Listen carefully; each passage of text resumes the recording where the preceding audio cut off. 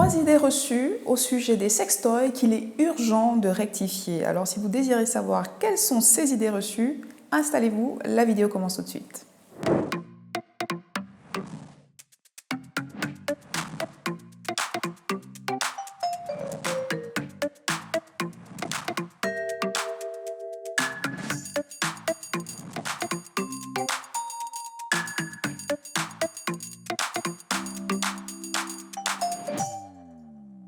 Hello my people, bienvenue dans cette nouvelle vidéo. Pour ceux et celles qui découvrent la chaîne via cette vidéo, je suis Dr Paul Moko, médecin sexologue. Et sur le Max Santé, nous parlons de santé, de bien-être et d'épanouissement sexuel et intime. Alors je vous invite à vous abonner, à activer la cloche de notification pour être prévenu à chaque fois que je poste une nouvelle vidéo. N'hésitez pas à me suivre également sur les réseaux sociaux, le Max Santé, sur Facebook et sur Instagram. Et je vous invite à télécharger vos 2 cadeaux de bienvenue. Le premier, le e-book des 10 commandements d'une sexualité épanouie.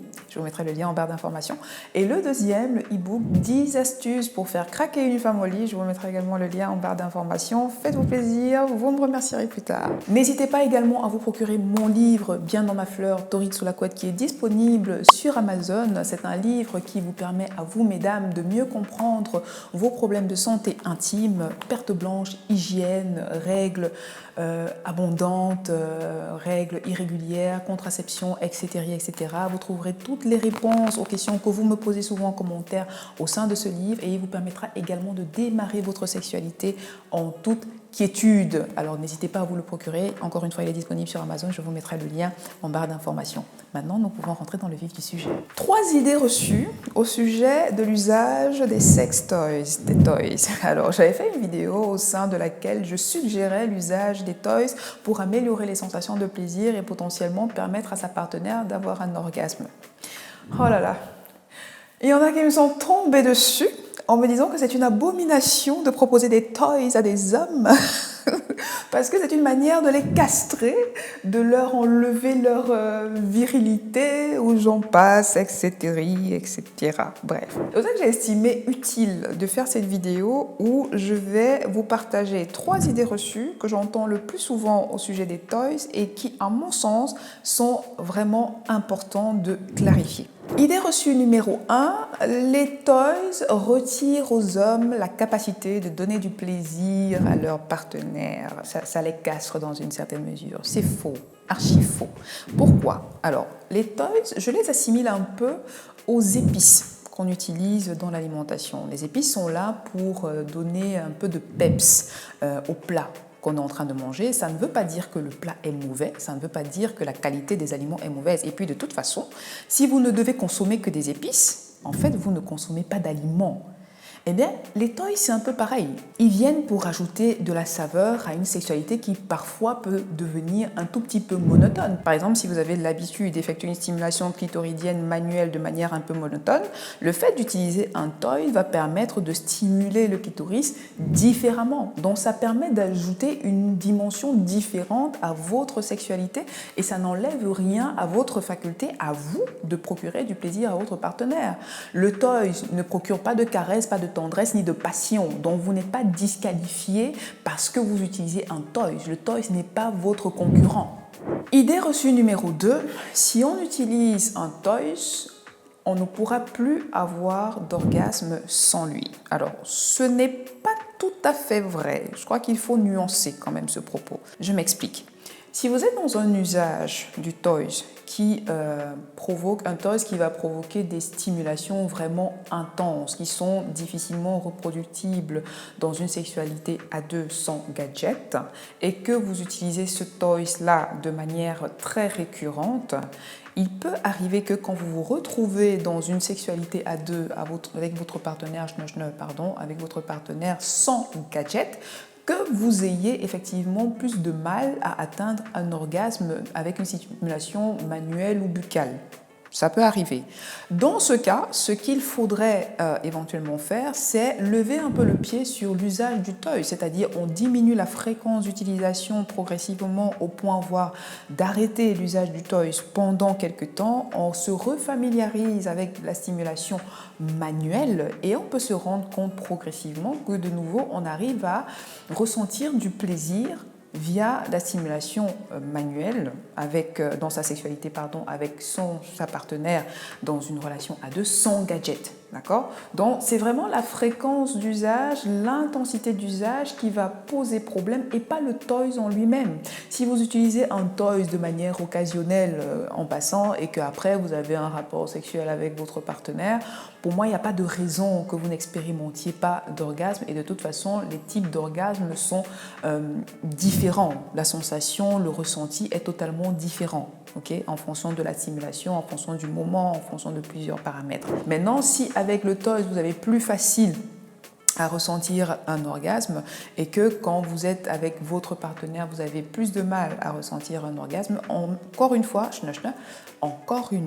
je vais y arriver, ce n'est pas le toys qui va poser problème, mais c'est plutôt le fait de vous exercer à ressentir du plaisir de manière, avec une stimulation manuelle, exemple de toys, le fait de vous exercer à ressentir du plaisir, voire de l'orgasme sans le toys.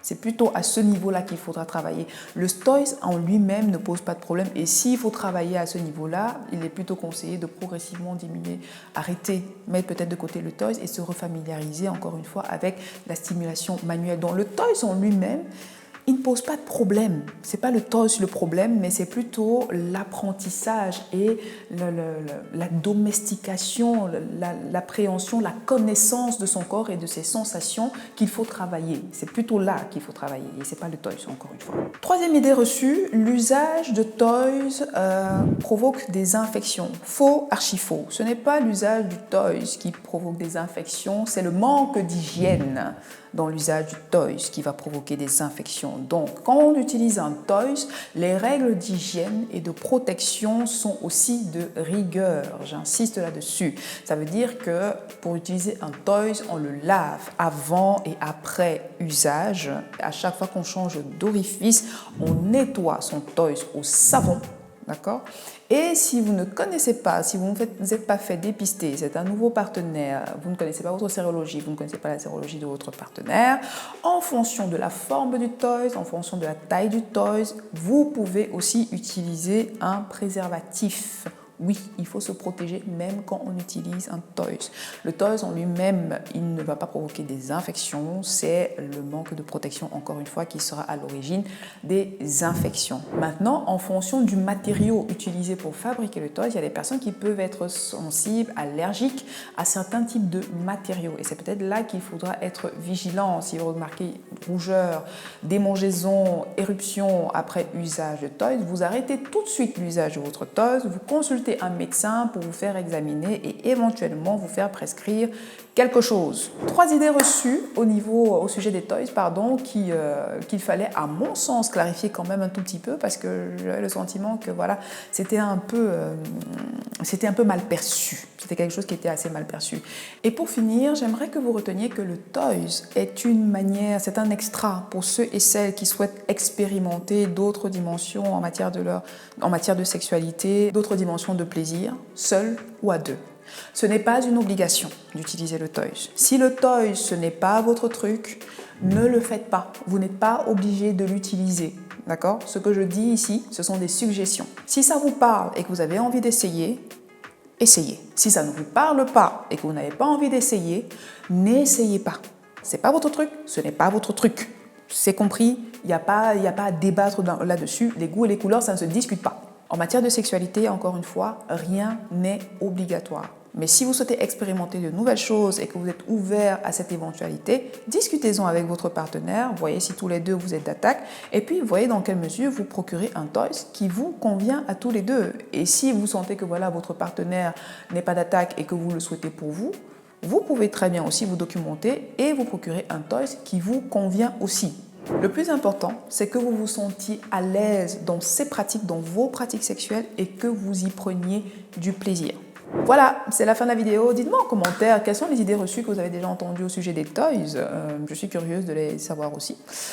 Partagez la vidéo à quelqu'un que ça pourrait aider. Likez la vidéo si elle vous a plu. Abonnez-vous si ce n'est pas encore fait. Pour ceux et celles qui désirent une consultation sexo, je vous invite à réserver une consultation avec moi. Je vous mettrai le lien pour réserver la consultation en barre d'informations. En attendant, je vous dis à très vite dans une prochaine vidéo. D'ici là, prenez grand soin de vous et à très bientôt. Salut!